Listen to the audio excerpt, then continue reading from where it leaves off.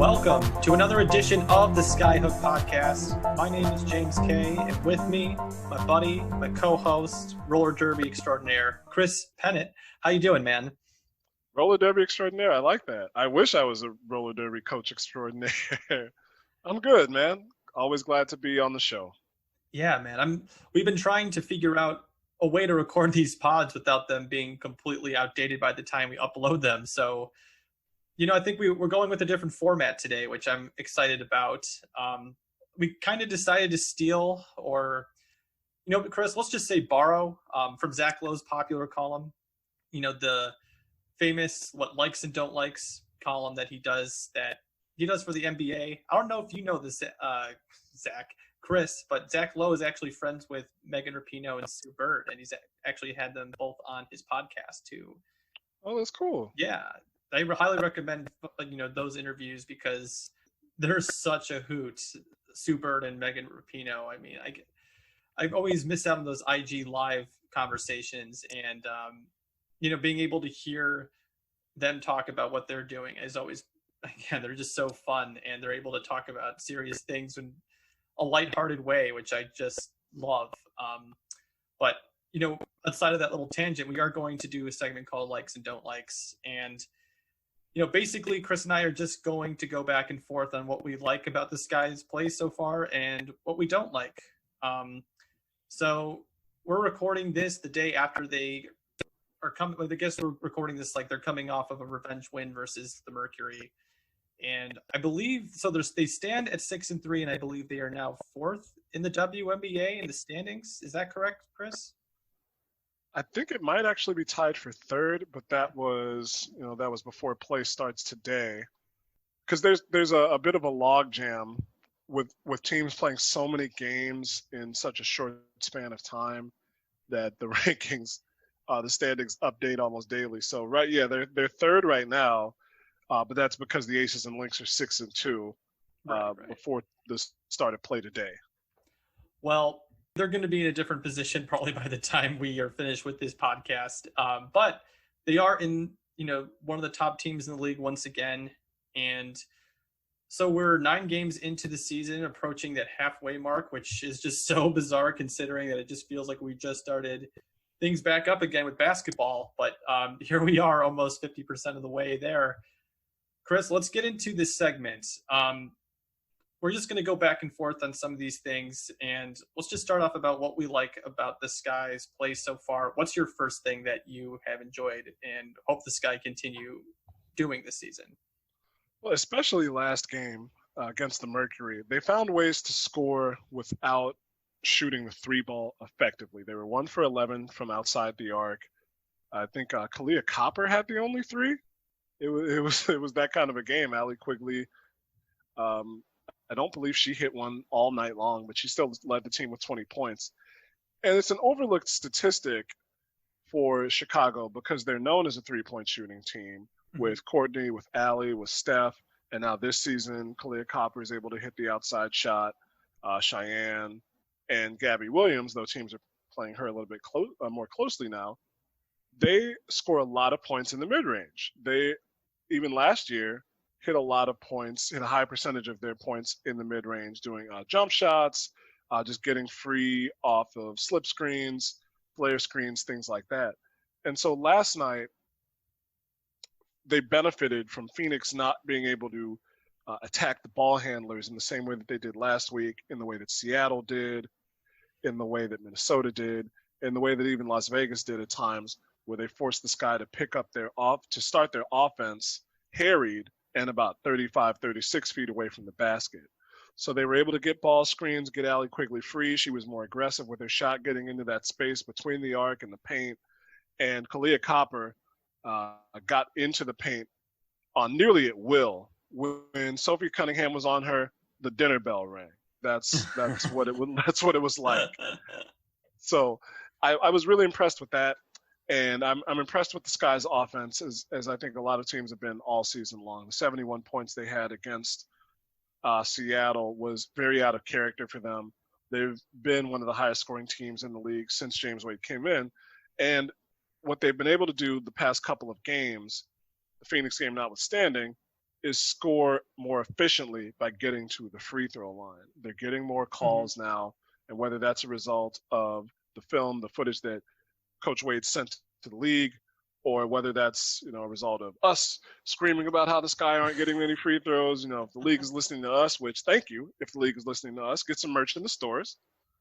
But I love their efficient offense, and I love the tenacity that they showed on a night when they weren't hitting the shots that they would like to have. I'm going to just lead into my first thing then, because it really does align with what you just said. I mean, the Sky are one of the best offensive teams in the league. I think they're averaging over 86 points a game this year, despite having that 71-point performance. They are doing this with Diamond hindered by injuries and Steph being out for a long period of time. And they still have 5 players that are averaging over 10 points per game.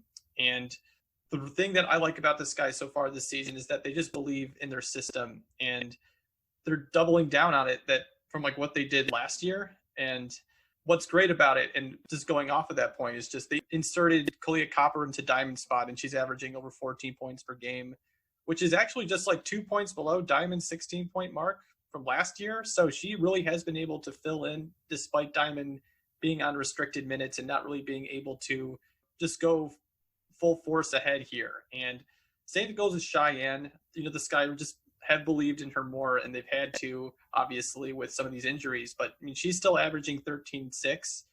And we've already talked about Gabby's improvement at length in previous pods, so I won't bore the fans or listeners, I should say, with that. But I would be remiss if I didn't mention her contributions, that they do go beyond the stat sheet, and she's hovering around that 10 points per game mark as well. So this team has talked about how they are coming in to the Wubble with more maturity, and they just have a different energy this year. And in this situation, I just really like how they're showing on and off the court that they just believe in themselves and what they are doing, and just kind of staying the course, knowing that they can make a deep playoff run, and that maybe last year's ending, which we don't need to talk about, from She Who Must Not Be Named, was just more of a fluke than it being indicative of what they can do in the playoffs. So that's my first thing that kind of crosses over with your first thing. So you definitely see that on the court whenever you see this team play. But what's your second thing that you like about the Sky so far this season? Well, it's hard to get around that because that means so much to them. Not only the continuity, but the belief in that what they're doing is going to lead them to the ultimate goal.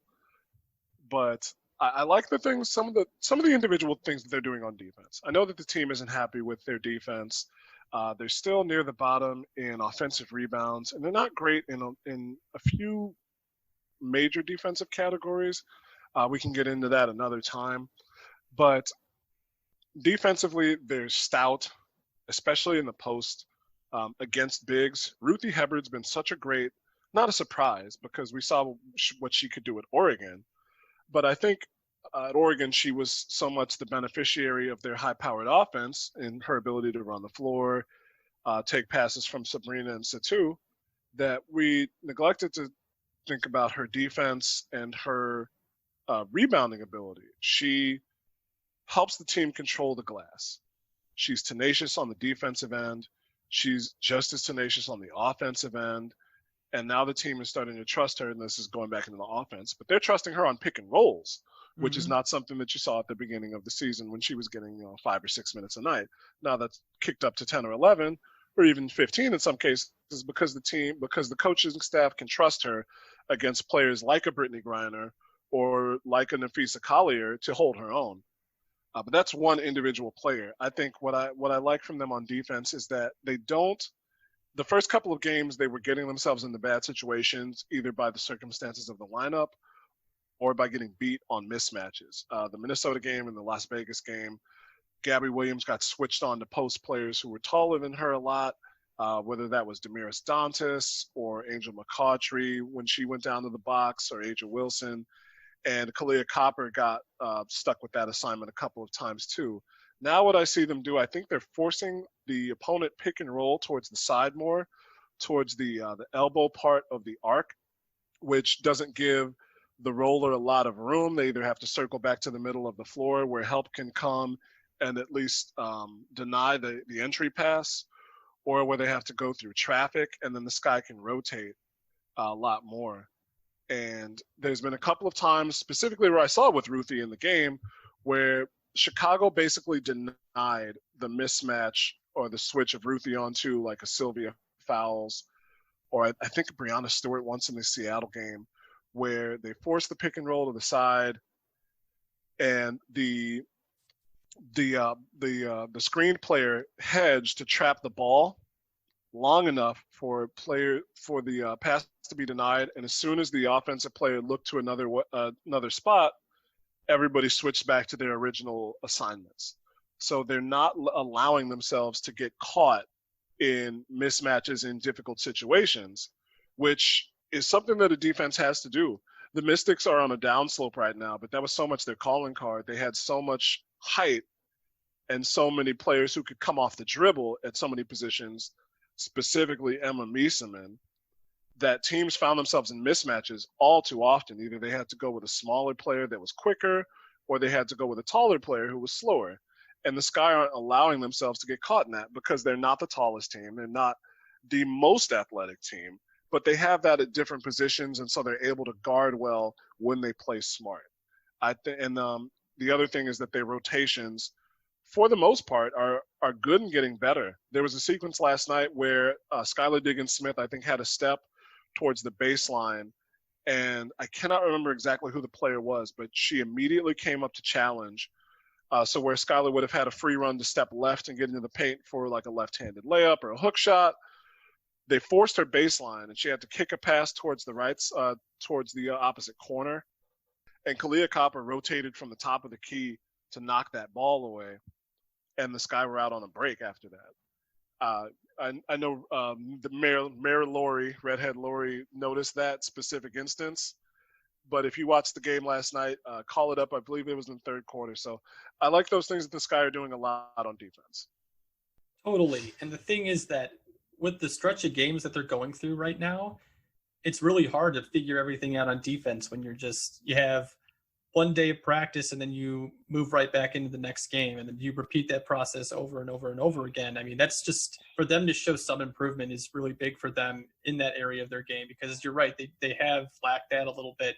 They are still allowing a good amount of points in the paint, but they are showing improvement, and what's really going to matter at the end of the day here really is how they perform in the playoffs. So if they're peaking at the right time, a little bit farther down the stretch, I think they're in a really good position because the offense does hum. And, speaking of that, but my next thing is just with this offense, they just know how to strike at the right moment in crunch time. So I was doing a little bit of research for an article I wrote for Winsidr that should be coming out later this week. Flex on them.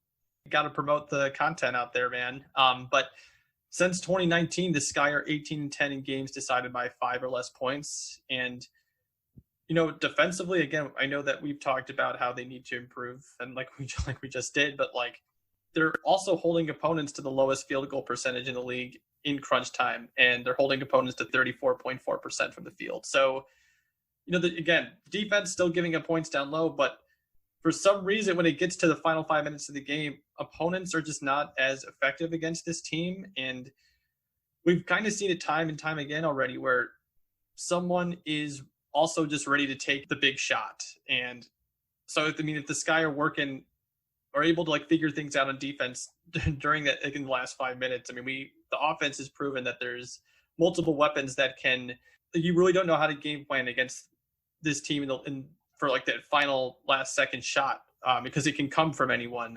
We've seen it from Sloot, we've seen it from Gabby, we've seen it from Ali this year.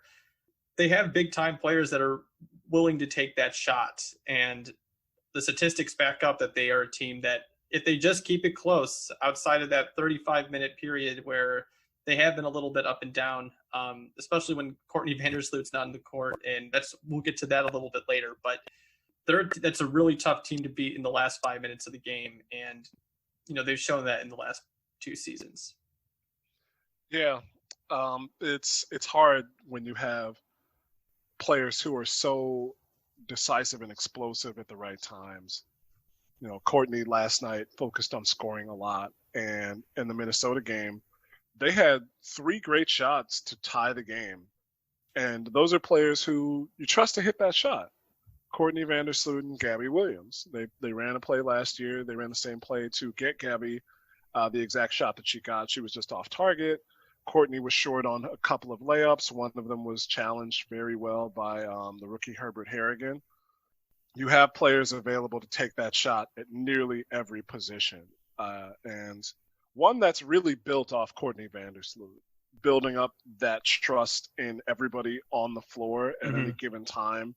I wouldn't be surprised to see them run a play for Ruthie at the tail end of a game, the way that the Sky they run 10 deep. She sets them up. Yeah. It's, the players who you can trust to get an open look, or if they feel that they can manipulate the defense in any certain way anytime, you can get any one of those 9 or 10 players a good look to get a basket when you need it. Now, there's teams who can trap that. Vegas, considering that they lost that game, they did pretty well at giving Allie Quigley the toughest shot, and she's just a shot maker. She hit that shot. But there's teams like Seattle who are going to make things very difficult in those moments. But the trust that the distributors have and the unwillingness, I think the selflessness, which is one of the dislikes that I'm actually going to come up with in a second, the selflessness the team has, that not anybody, save for Diamond when she's right, is going to force a shot in the closing seconds unless they're forced into it. They're not going to play one-on-one unless it's absolutely necessary, 100%.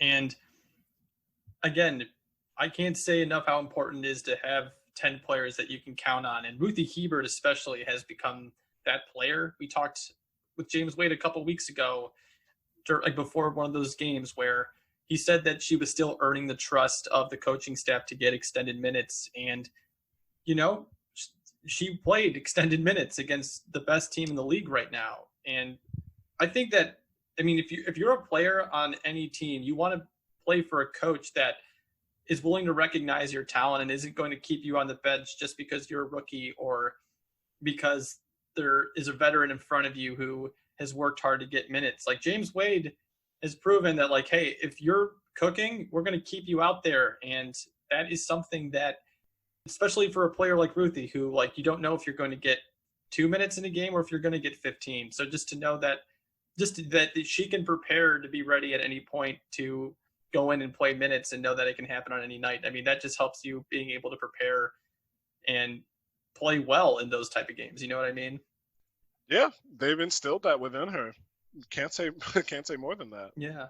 Well, then, now that we've talked about the positive things with the Chicago Sky, again, they are 6-3, and again, every team has holes to fill. The Chicago Sky are no exception to that right now. So let's talk a little bit about the things that we don't like. Chris, what's your first thing that you want to offer up? Turnovers. I hate to take it out of your hands, but turnovers. They've got to figure out a way to take care of the ball more. And that's saying something, because every press conference that we've had since the start of the season, especially when it's been brought up, sometimes when it hasn't been, they've emphasized the fact that they're working on taking care of the ball more. And they're still averaging 18, possibly more turnovers per night. They did have 15 against Phoenix. That was a lot better. I didn't see a lot of unforced errors in the same way that they had against other teams and against Phoenix last week. But turnovers, as I know you're going to bring up in a second, is important for a team with championship aspiration. It's important for teams who want to contend, period. I think sometimes they get into the habit of trying to make the extra pass. You hear teams praised for making the extra pass, passing up a good shot for a great shot. Sometimes the Sky think they have a great shot and they don't. Or they put the defense out of position so much that they think that the spot is there and it's not. It's really hard to describe. It doesn't sound like it makes any sense. But just imagine the fact that if you force a defense to over-rotate and you slip somebody back into the weak side, that's actually now the strong side. So the defense has players there that either shouldn't be or that they wouldn't expect to be. And sometimes they just try to force passes into an area that's not open because they think they can make the pass. There's a lot of times where they can bounce a pass through traffic to get a player on the run. But sometimes it's just not there. Sometimes it's just not available. And so I would love to see sometimes players take a shot when they have it. As long as they have rebounders to crash the boards, which they're doing better at, they can get a better chance at offensive rebounds. But you'd rather have a shot than a turnover. Even if it's a shot that won't go in, as long as you have the personnel ready to go up and try and get a putback or try and continue the possession. So I'll just add to that because you're right. Those goddamn turnovers, man, that's definitely the number one thing that I don't like about this team right now is just, before, I don't want to be just negative here. Just a quick caveat to this. I mean, this team has only played 44 games together, like since James Wade took over the Chicago Sky. So they're still figuring things out. I think they've even said in post-game press conferences, just like, hey, we're still figuring out our system, which I think that could be a reason for why they're turning the ball over as much as they are. But they are, like you said, they are averaging more turnovers this year than they did last year. I think they hovered around like 17.7 turnovers per game, where they were averaging closer to 15 last year. And that's problematic. I mean, 4 teams in WNBA history have won the finals averaging over 15 turnovers a game, and the last team to do it was the Detroit Shock in 2006. They're no longer a franchise. I mean, basketball has become a game of efficiency more than anything else. And this is the least efficient part of their game, arguably. And, they just got to be able to fix that. You can't average 18 turnovers a game. It's just not going to work against some of the best teams in the league. And we saw that against the Storm, honestly. I mean, they gave up the ball 22 times, and the Storm, who, again, one of the best teams in the league. I mean, they're the best team in the league and one of the best teams we've seen in the last 10 years. I mean, that's a team that you can't cough up the ball as much as they did against the Storm. And the formula will be to cut down some of those turnovers and get some of those opportunities. Like you said, the shot over a turnover, you're right. I mean, it's so simple. And they're also giving up over 20 points per game off turnovers. So like opponents are able to take those opportunities and they're able to extend their leads over the Sky because they're giving up so much off turnovers, and they just got to limit that a little bit more if they're going to contend this year. And again, still very high on this team. We don't know what it's going to be like, especially on the defensive end, where you get Diamond back and you get a veteran like Steph back, where they're just a little bit more experienced and are able to. I mean, I love Ruthie and what she's been able to do, but I mean, ideally you do want to give Steph and Cheyenne more minutes so that they can use more of their energy during those minutes instead of having to be stretched out a little bit, especially in a span like this. And even like someone like Cheyenne, I mean, every time we see her at a press conference, she's icing those knees, which makes sense. She plays basketball 11 months out of the year. So, I mean, again, I think this team can fix this. I think it might be fatigue could be a thing, but whatever the reason is, they do have to limit it because WNBA history points to this being something that teams haven't been able to overcome, especially in the last 14 years. So, and you know what else? They don't score a lot when they turn opponents over, and that's something that they have to capitalize on as well. If they were able to make opponents pay for giveaways a little bit more than they have, that would even things out a lot. But they don't. They had 6 points off of, I think, 12 turnovers at some point, either versus the Mercury or versus the Storm, I actually believe, because they were turning the Storm over a bit at a stretch in the second and third quarters, but they weren't always able to score. Now, some of that is the Storm's defense forcing them into deliberation in the half court, and like we're going to get into, offensive stagnation. But they really need to figure out a way to make people pay for giving them the ball back more often. No, definitely. I'm trying to find that stat of points per game off turnovers.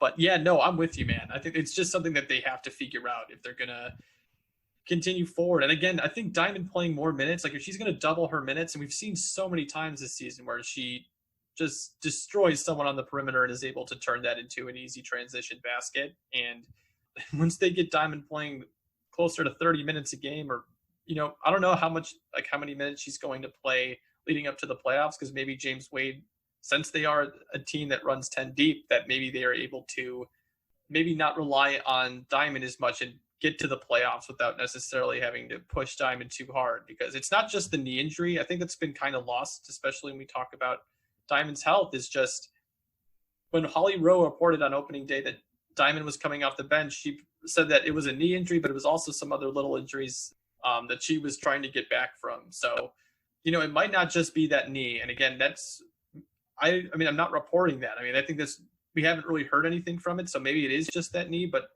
it's kind of odd how that kind of faded away a little bit. And we just talk about the knee. So if they get Diamond back, I think we will see them turn turnovers into points, because she's one of the best to do that. But just so that we don't keep going on a tangent here, what's your next thing that you don't like? I don't like Azura's lack of aggression the last couple of days. It somewhat plays into the shortcomings one of the other shortcomings that she's had this season. She, on help defense, she's been very good. She uses her height well. She challenges ball hand. She challenges drives to the post. She alters a lot of shots. She helps control the glass. She's willing to get her head under the rim. On ball defense, she's poor. She's been somewhat poor. Some of that is probably still just recovery from her injury. It's a foot injury, so her lateral movement's not going to be as good as it was. That's pretty That's pretty standard. But she's got to get herself into a better position to defend when she switched out onto the perimeter, which again, the Sky tried to limit those opportunities for other teams. But I just think that she can do better using her length and her frame, that even if somebody does get shoulders past her, move closer enough where she can challenge and not foul. Mm-hmm.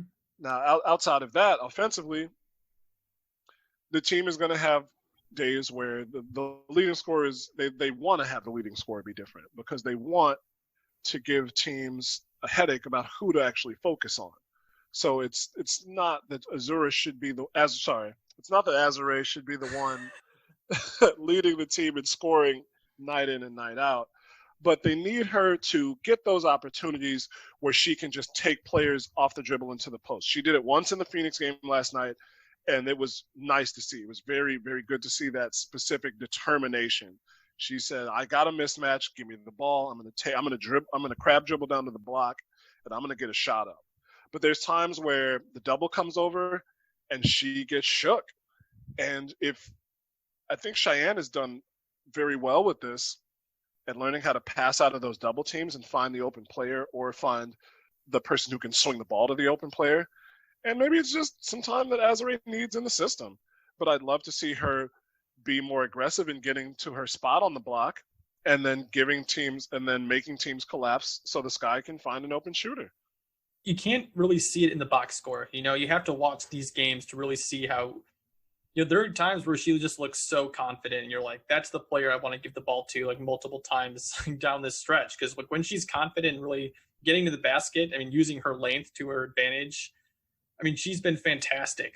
Especially, the first 3 games of the season, I know she's not going to have performances like that every game, just because this team really does emphasize team basketball, and that's fantastic.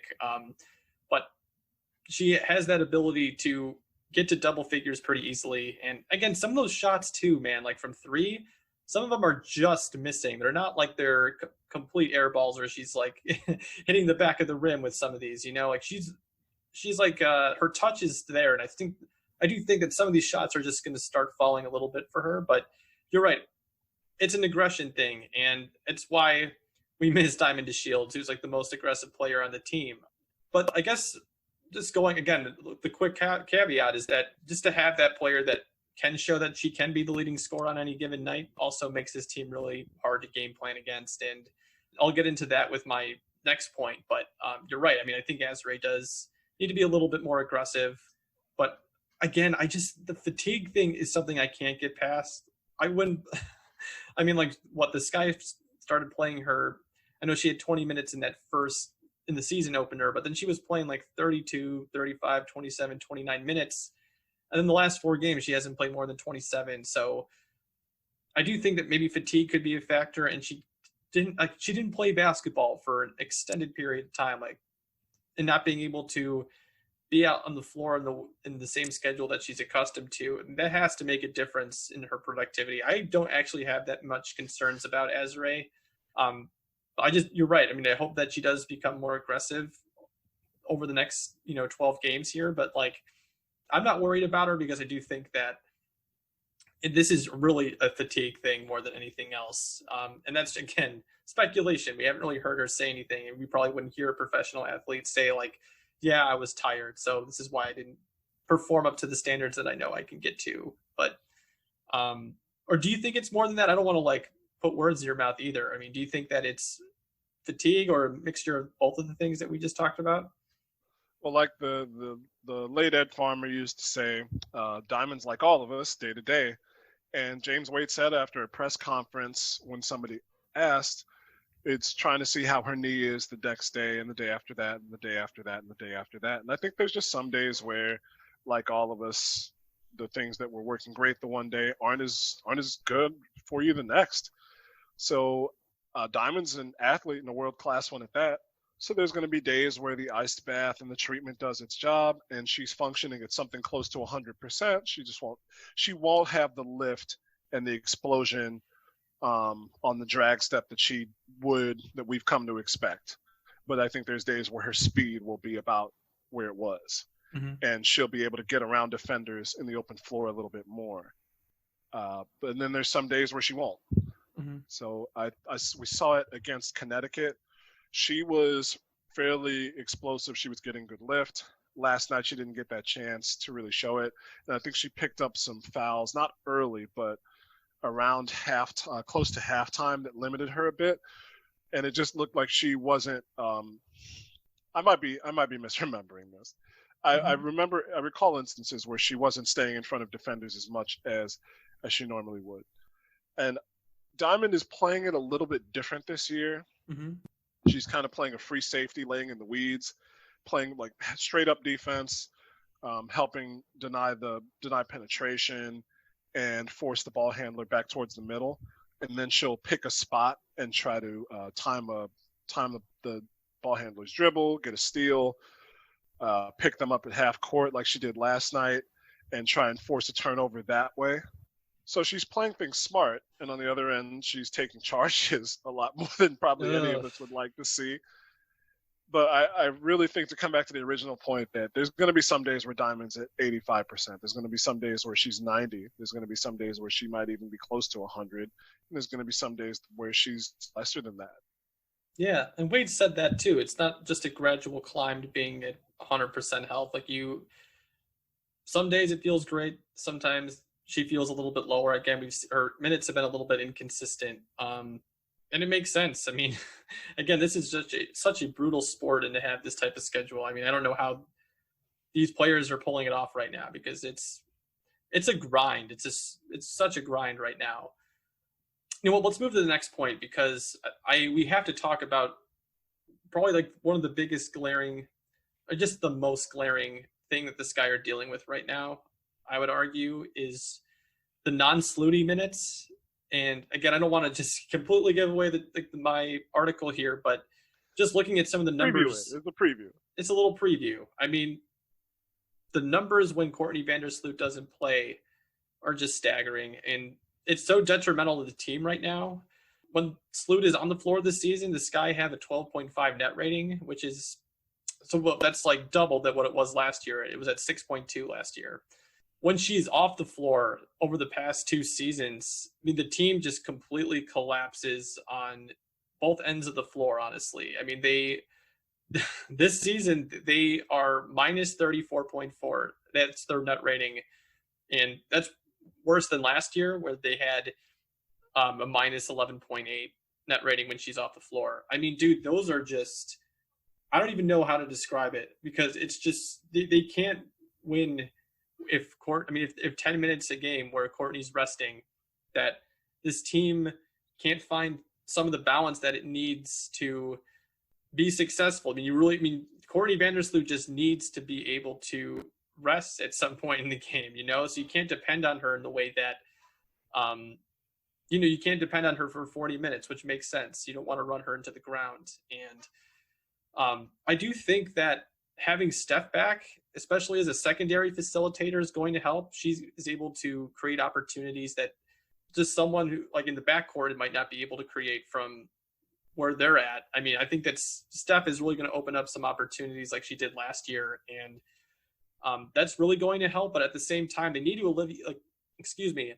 alleviate some of the pressure off Sloot when she's not on the floor. I mean, they need her rested for the playoffs. That is the number one thing right now. They know they can compete in this league. They showed it last year. They showed that they're 6-3 right now and that they're ready to battle in the playoffs. But at the same time, you need to have your players rested. And I don't know where they're going to find that right now, because these, again, not to give away too much, but when you look at this team's backcourt, they just bring something different to the table each time, where you see Kalia is more of a slasher who, again, they just give different looks. Like Kalia is a slasher. Gabby is able to do a little bit of everything this year. I feel like Sydney Colson is the most comparable player to Sloot in the sense that she pushes the pace, and she's like able to facilitate. She emphasizes like her game is just like being able to get everyone open and kind of create opportunities. And I mean, Allie Quigley is not going to be. She's an off-ball assassin. That's what that's what I said in my article. She's an off-ball assassin. That's where she should be utilized. So it's like, I don't really know where the primary ball handler, when, like, again, Gabby's look great, but I just don't know how this team is going to fix that as quickly as they need to, because the numbers, again, are just staggering when you look at what this team looks like when Courtney's off the court. It's hard because Sid hasn't had a lot of time to get oriented to game shape, really. He's still dealing with fatigue, apparently, from COVID. Yeah, I mean, of course. Like think about losing one of your senses and how much that would disorient you from just going about your business, and then just being laid up for as long as she was. It's going to take a lot of time for Sid to get back up to running shape. So I thought that her minutes on yesterday were the best that she'd played so far, which makes sense. She's getting more used to things. But Sid isn't going to be the exact type of player Courtney is. The Sky are going to gain some on perimeter defense, and they're going to lose some on ball distribution and penetration. So I think a lot of it has to come from Gabby, honestly. Mm-hmm. We saw her comfort level earlier in the season, but I think the teams weren't game planning for her as much as they will be now. The three-point shot isn't as open for her. So in the minutes that they have where they have Gabby on the floor with Allie, the Sky can still open things up by running Allie as a decoy, getting things freed up. Even if they don't have Steph in the game, if they have Cheyenne in, they can just run Allie off screens like you would see with any three-point shooter and try and clear aside and try and get the defense moving and off balance. The trouble I think I've seen is when Gabby's off the floor, when Allie's off the floor as well, then teams don't respect the outside shot as much. They don't respect the threat of the jump shooter because there is not a reliable jump shooter on the floor for teams to contend with. So they feel like they can trap and press all over the place. And that's when the Sky get in trouble. Mm-hmm. Phoenix scored 4 quick points at during the third quarter and cut the Sky's lead down to 3 or 4. And Courtney came right back in the game after being on the bench for maybe a minute. So you're right. I think it's less when they don't take as much of a step back when Allie's off the floor, but you have to protect those two. They're older. They're 2 of the older players on the roster, and especially in this truncated season where everybody's going full tilt in such a compressed amount of time, they have to get them rest periods when they can. So you're going to need Gabby to be more of a distributor, be more comfortable, even be more forceful with the attack. So it's less about forcing the action and more being able to direct the action where she wants. Mm-hmm. So, not necessarily passing the ball off and stepping back to the arc, but sometimes penetrating, drawing the defense, driving kick. I'd like to see Gabby do that more because we know she can drive. Finding the players when she can kick the ball out to the perimeter, get a swing, get the defense off balance. And she's looked excellent with that so far this year too. I mean, some of those passes in the last Mercury, against the Sun. I mean, she looked really solid in that area of her game, and she's clearly improved. I mean, being overseas and being a primary ball handler over there in France, I mean, that also really helped her, I feel like, just being able to be more comfortable in that role. And you're right. I mean, you're right. I think she might be the best. You can't replace Courtney Vandersloot. You know, you really can't. It makes sense. I know this is going to sound so surface level, but it makes sense why they struggle when you don't have one of the greatest point guards ever on the floor anymore. And, you know, like obviously your offense is going to suffer a little bit, but they just got to stop the bleeding, I guess. You know, it's not going to be perfect without Courtney, obviously. She's again, I think that she's the most underrated player in the league right now, honestly. We don't talk about her enough. And she is someone that you can't replace that easily. But if you are going to stop the bleeding, and Gabby did this a little bit last season too, I think you're right. She is someone that should be able to fill the void. And again, the flash, not even just flashes. I mean, it's extended periods where she shows that she can lead the offense and be confident. And I think she's going to be great continuing that role. I just think everything opens up more when you have Diamond, who also has looked fantastic as a facilitator. I mean, she's had some turnovers that haven't been great, but at the same time, I mean, I feel like she's made a lot better decisions this year than she has in her first 2 years in the league. She just looks sharper in that area, and I think that like what Matt talked about when we had him on the podcast, it's just that's also going to really open up her game and really take her to that superstar level that we anticipate her getting to. So that probably adds another element to it. But you can't replace Courtney Vandersloot, but you got to figure something out that when she's not on the court. I think part of it too is that you have to have a primary scoring threat when you have that lineup without Courtney and without Allie, without Vander Quiggs on the floor. If Diamond can be that, fantastic, because anytime you have that, you either have a player who's dangerous in the one-on-one, or you have a player who's going to draw the defense and force double teams. You know, basketball is pretty simple. Either you have more talent than the other team at every position, which rarely happens, or you have talent that you can maximize and force the defense into compromising positions. And that's double teams, mismatches in the paint, right? So Diamond isn't at 100%. But if she can get to a spot on the floor where she knows she can score, the other team knows it too, that frees things up for the Sky on the other side of the floor and on the perimeter, where we know they can hit shots. Simple as that, right? I should be a coach because I just diagnosed exactly how this guy can succeed with this lineup. And now all James Wade needs to do is listen to our podcast, and then he can follow this advice. And then we got a championship in Chicago, right? It's that easy. Chris, I see no flaws in your vision right now. You know, I'm sure that James Wade listens to this podcast. I'm sure that every single night. He listens to the old episodes. You know, after he gets through the recent ones, he just goes right back to episode 1. Oh, he's an old school SkyHook fan. You know, like he's been on it since before I got here. He's been on it since you were kicking it with the smooth trance intro. Oh Jesus, yeah, the riff I came up with when I was in college. Yeah, no, yeah. That was, glad we moved on from that. Oh, come on, man. Hey, life's about progression, man. That's I'm glad that I've moved a little bit more to the modern age with the new intro. But yeah, hey, we're building up the show, and hopefully we'll get to the point where James Wade's actually listening to the show. So we'll have him on the show one day. When we're in the off season, we're gonna get him on the show from France. That is Russia. The goal. Hey, we have that open Google Doc of people that we hope to have on the show, from reporters to players. So we probably won't get Courtney Vandersloot, but hey, maybe we'll get someone. I want to just get Cheyenne on the pod, man. She's such a joy. That would be fantastic. That would be absolutely fantastic.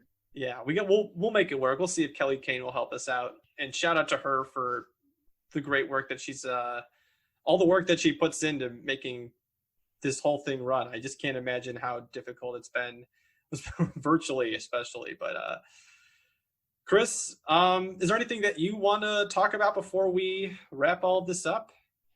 Man, we're halfway through the season, basically. I know we talked about it, and I wanted to ask about it in the post-game presser last night, even though I knew I wouldn't get an answer. course. But we're pretty much halfway through the season. I don't see the Sky getting swept by anybody. I actually think that by the time this edits, they'll probably have already beaten Connecticut. But I expect them to beat Connecticut. I expect them to beat New York twice. So if you just take that into account, that's 3 more wins. That puts them at 9 for the season. 500 teams make the playoffs, but they're not looking to just make the playoffs. They're looking to go to the finals. And while it's hard for me to put them top 2, I don't see them slipping out of the top 4. Mm-hmm. Yeah, I don't see them slipping out of the top 4. I mean, I could really see the Lynx slipping up a tiny bit, but they are getting Odyssey Sims back, honestly. So that could be a big addition for them, having their points and assist leader from last year come back. But something that Aria Schwartz has brought up, is she willing to take on less of a, not take on as substantial of a role when you see some of these other players like Crystal Dangerfield? We talked about it on your podcast yesterday, just how she's someone that's really stepped up and is not looking like a second round pick. She's clearly someone who can play in this league and will be here for at least a few years, because she's looked fantastic and there's been a great value pick for the Lynx so far. But yeah, I mean, I really do see the top 4 teams in the league being the Storm, Aces, Sky, and Sparks. Depending on if Diana Taurasi is able to return from her injury, and God, I hope she does. Despite the fact that she torched the Sky a little bit there, and great actor, by the way, great actress. Ooh. Okay. It's okay, because the flop against Sloot, I mean, I think that Diane is okay taking one hit there, but yeah, I'm excited to see how the bottom half rounds out. I love the Indiana Fever, man. Love the Indiana Fever. Yeah. And the Mystics, I mean, I know they're kind of scuffling right now, but I mean, it's just a fun team to throw in the mix there too. So, but yeah, the top 4 I'm pretty confident on, and I'm just curious to see where the Sky end up, whether they get that 2 seed or they stay where they're at in the 4 seed. But I can't imagine. Maybe they will at some point in the season dip to that 5 spot, but I have a hard time imagining that, especially after, they played some tough teams so far already. And I mean, they've already faced the Storm, Lynx, Aces, Sparks, and Mercury, and the Mystics when they were hot. So it's just, they are due. They're due to face some of those not as good teams, I'll just say, to put it lightly. So, You know what the real test is for them? Seattle's, I'm going to say it, Seattle's probably going to win the chip. They're going to be really hard to beat in a 5-game series. But if the Sky can beat Minnesota once this year, that'll be a big step for them mentally. They couldn't beat the Lynx last year. That's in a full season. That's when they had their coming out party, the Sky did. And that's when they were a team that was very capable of beating Minnesota without Maya Moore. So they don't have Maya Moore again. Nafisa Collier's not doing as well as she did last year. They lost Karima Christmas Kelly, unfortunately, and even with Crystal Dangerfield playing the way she is, Sylvia Fowles doing Sylvia Fowles things, and Odyssey Sims coming back, they need to beat Minnesota. That's going to prove they can stick with a team that bangs the boards, that gums up the game, tries to play half court. Because the Sky kind of got forced into a half court game at times last night, and they were able to work through it. So if they can do the same thing against a team that likes to play that way, and against one of the best coaches the league's ever seen, that's going to really cement them as a team that's not to be trifled with. I'm going to push back on that for a sec, because I think this team, if I had a guess, and just based on what they've said in these post-game press conferences, we haven't seen this team at 100%. Like again, not like with a team like the Storm and the Lynx, if you don't have someone like Steph and Diamond at full force, I mean, I feel like it's kind of hard to really judge where the team is at when you just don't have like 2 of like your top 5, 6 players humming right now. I think that is something that I think that when we talk about the Chicago Sky, I think they're looking more up at the Storm and looking down at some of these other teams right now. And again, they're formidable opponents. The Aces, again, the Asia Wilson MVP campaign has been really, really fun to watch, man. Her going against Candace Parker a couple games ago, Sparks versus Aces, was such a treat. And then you see her just going off against the Liberty and score over 30 points. I mean, she's just, it's been, not going to lie, not having Liz Cambage there has been Yeah. it's been fun in the sense that we get to see Asia really show off her superstardom. And again, they will find a way to make that formula work, next season. And I hope that Liz comes back, because who the fuck knows? But the Aces have been a fun team to watch. And, but again, I just don't think the Chicago Sky are looking at themselves as that 2 through 4 team. I think they do see themselves as like the second best team in the league. I mean, in terms of just being able to judge it based on not having their two of their top 5 players, full go now. But Steph is going to come back, and then you're going to see Cheyenne do what she does best, and that's being that bruiser coming off of the bench. So it's going to be interesting. But I mean, I get where you're coming from too. And again, those top 6 teams they're going to give it to you, and it's going to be fun to watch the rest of the way. It's so crazy that we're almost halfway through the season. Yeah, it really is. It's going to be fun for us to watch. Now we're in August. It's very fitting that we're in August, because this is the grind time. This is the dog days for everybody. I'm dreading it, but hey, at least we have basketball. So, hey, Chris, thanks for joining me, man. And, if you guys want to reach out to us, you can always do so by emailing our mailbag, which is the SkyHook mailbag at gmail.com. You can find us on Twitter at SkyHookin, which is SkyHookin. Chris, how can people find you wherever you're at on social media these days? I'm on Twitter at Quandary Kitten. That's KWANDARY Kitten on Twitter. Shout out Bradley University.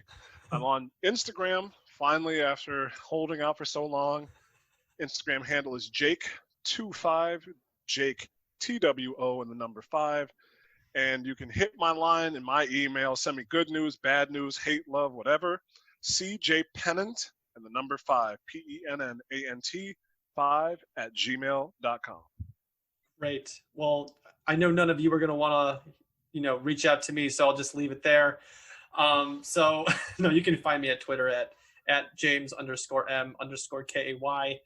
And please rate and review the show too when you get a chance. We'd love to hear back from you. And the show's available on Google Play, or Google Podcasts now, I should say. It's transitioned to that, Apple Podcasts and Spotify.